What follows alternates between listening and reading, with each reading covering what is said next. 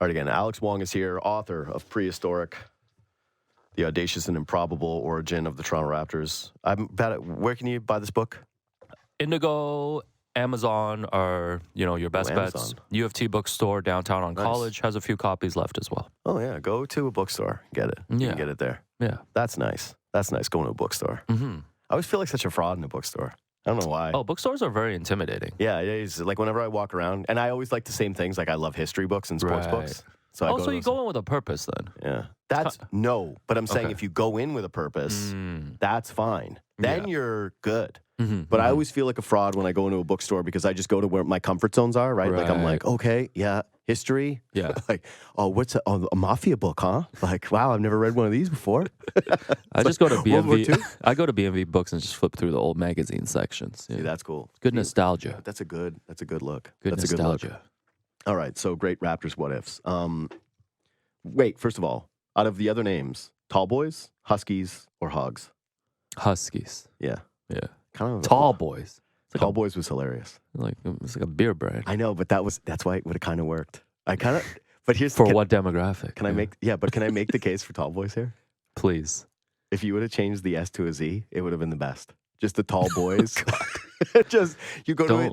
I'm going to a Tall Boys game. I'm getting the Tall Boy. And it is the Tall Boys, and it would have been the most. Like, remember how the OK Blue Jays song, it originated from basically being like, these fans don't know anything about the sport, so we need to dumb it down. We're going to teach them. We're going to teach them how to do it on the fly. It's like, what better way to brand it than being like, hey, it's the Toronto Tall Boys. Somebody make a Toronto Tall Boys custom jersey. That's the problem is like, what's the logo? Yeah, it's a beer can. Yeah. Or as I was going to say, it's just a tall guy. Yeah, you could do that too. He's like, you get I didn't even think about that. Tall Boys, I just straight think about beer. Anyways, so do I. I just, when I saw it, I know you do. I never, of course, but I just never. You didn't have to clarify that. I never once thought, I never knew about that name. Like, I never even let that one register. I saw that one. I was like, very early ones. A lot of people submitted like these winter themed names like Toronto Blizzard and all this stuff, which I don't know. Would have been cool for logos. Who knows? I got to do a quick read here. Armin just got into my ear and he's like, we got to do it now. It's like, hey, you know when that was for? Was before, not when you were coming in here and fanboying Alex. That was that. That was that time. Okay, so yeah, Raptors what ifs. I have a bunch of them.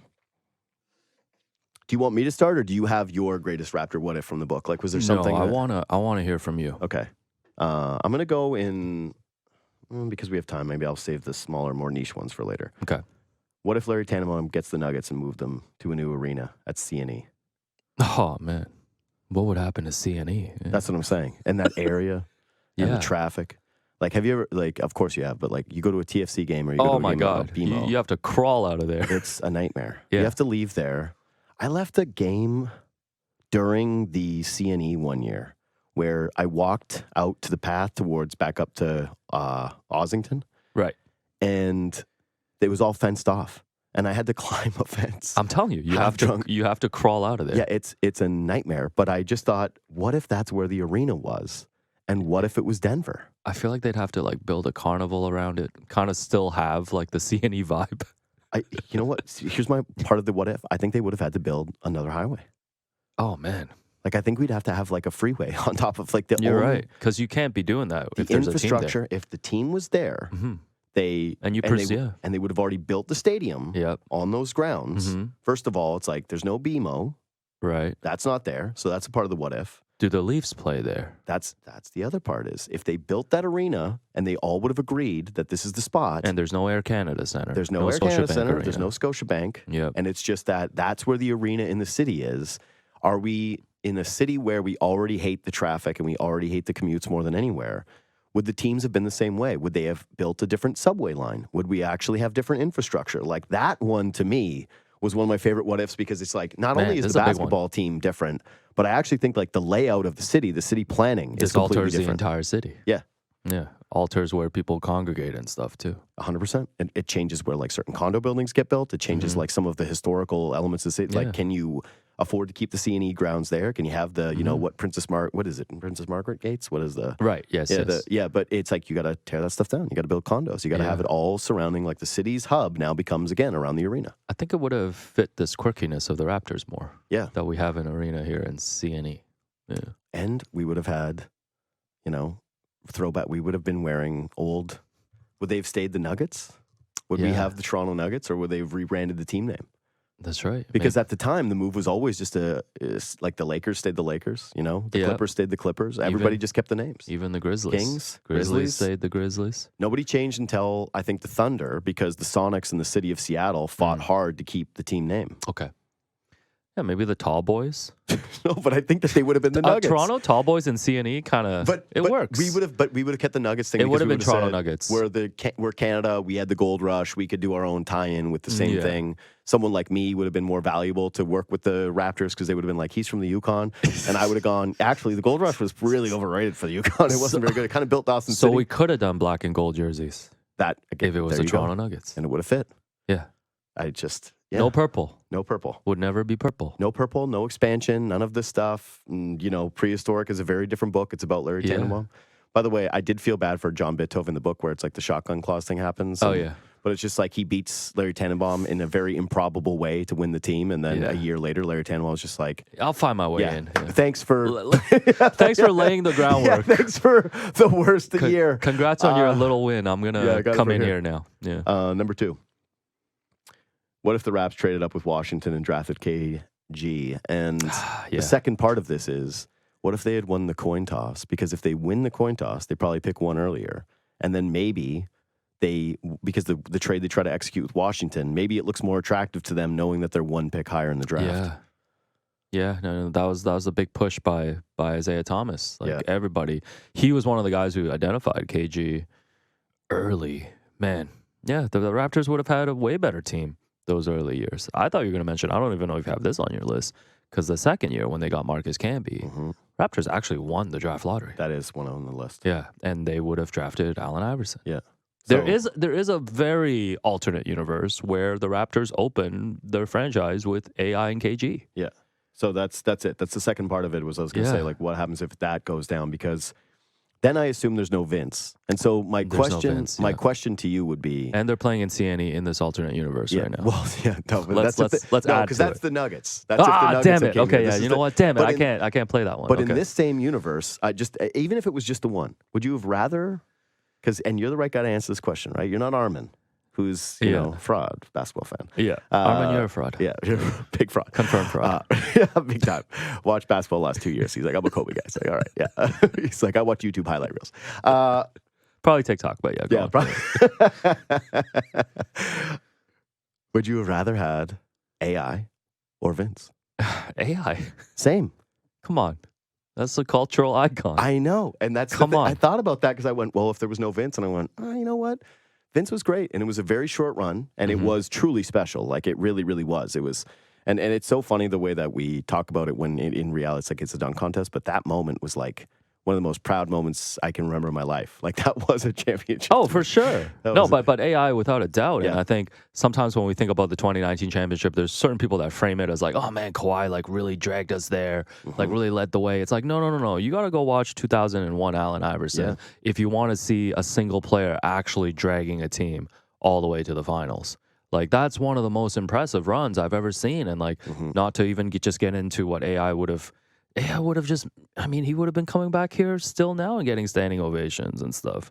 It would have been great. AI is a cultural icon. That's what I mean.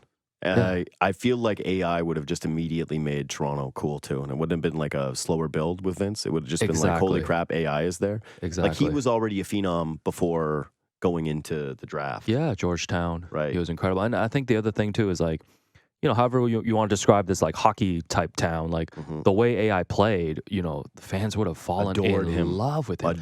This was always a problem with Vince too that some fans had. It was like he was more of a finesse player, right? It's like, oh, is he tough enough? Like all those questions, right? So, and he probably wouldn't have gone to. He wouldn't need to go to a graduation. Oh God, that's a lot of what Actually, ifs. What if it gets flipped? It's the Raptors who win that game in the playoffs because Vince goes from a different team. He's on a different team, graduating somewhere else.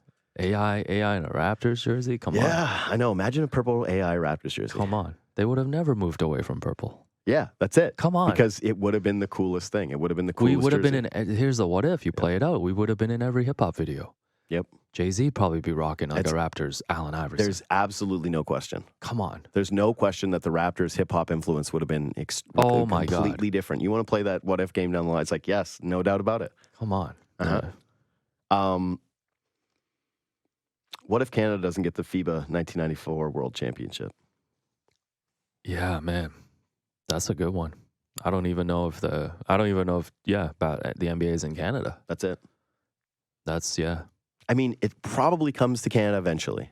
Comes to Toronto. Yeah. Yeah. But Vancouver, you think still? No, I don't think Vancouver happens.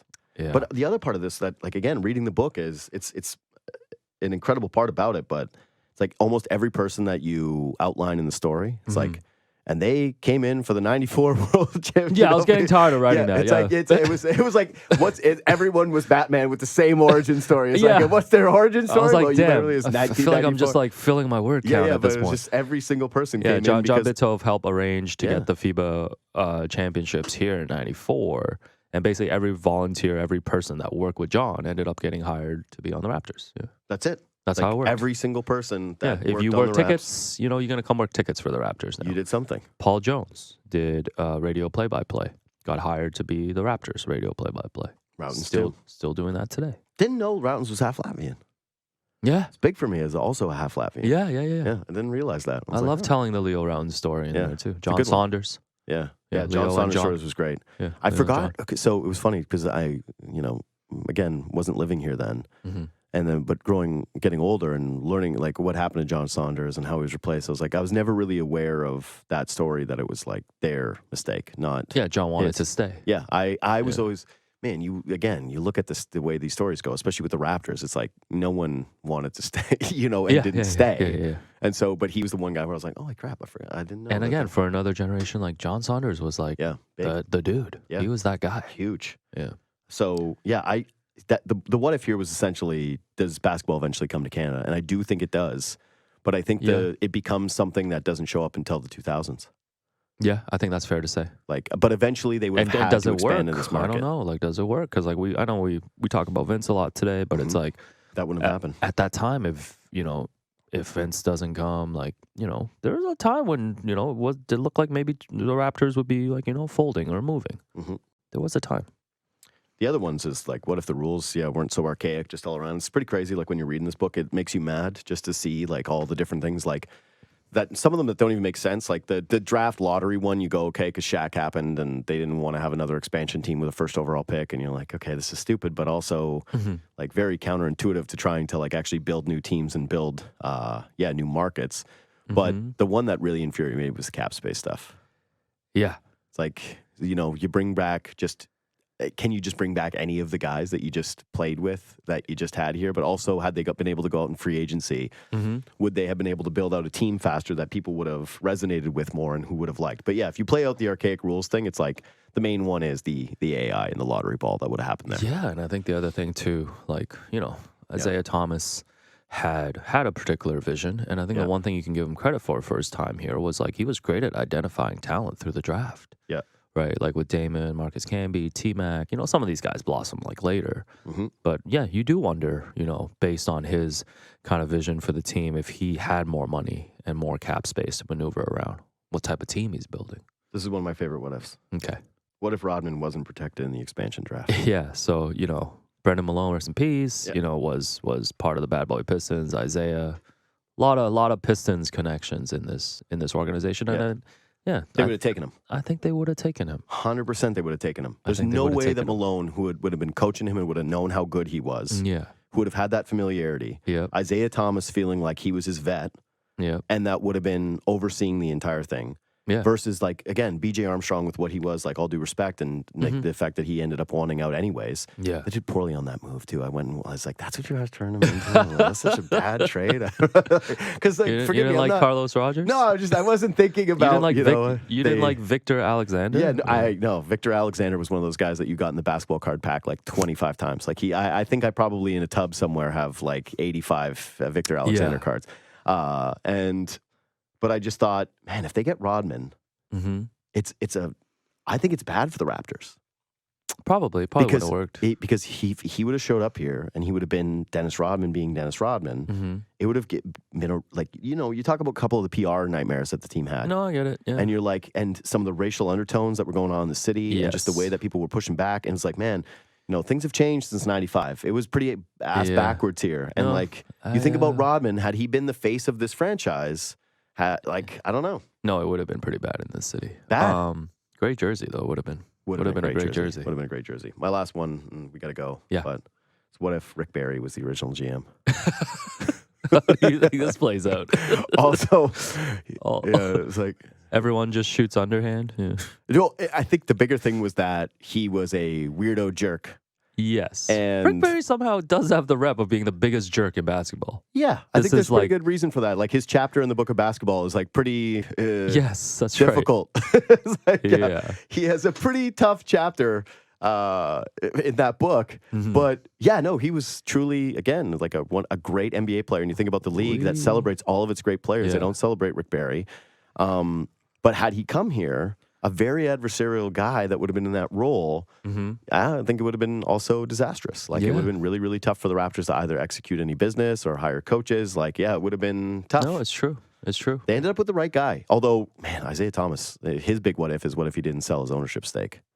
Yeah. It's like the most short-sighted financial decision. That's like when people talk about, selling, Google stock or Microsoft. This is like when Yahoo should have bought Google or something like that. That's what I mean. Like, or what was the company that Cuban sold?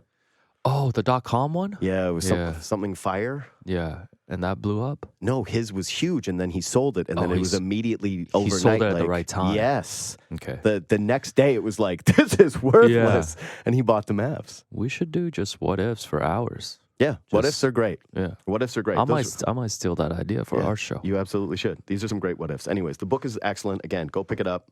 Again, Amazon, your local bookstores. PreHistoric. Just look it up online. By Alex Wong. But yeah, if you are a sports fan, a Raptors fan, basketball, history, anything, like honestly, if you're just someone who even liked basketball or likes the Raptors now, I think it's a great gift. Go out and get it. Thanks for making time today, buddy.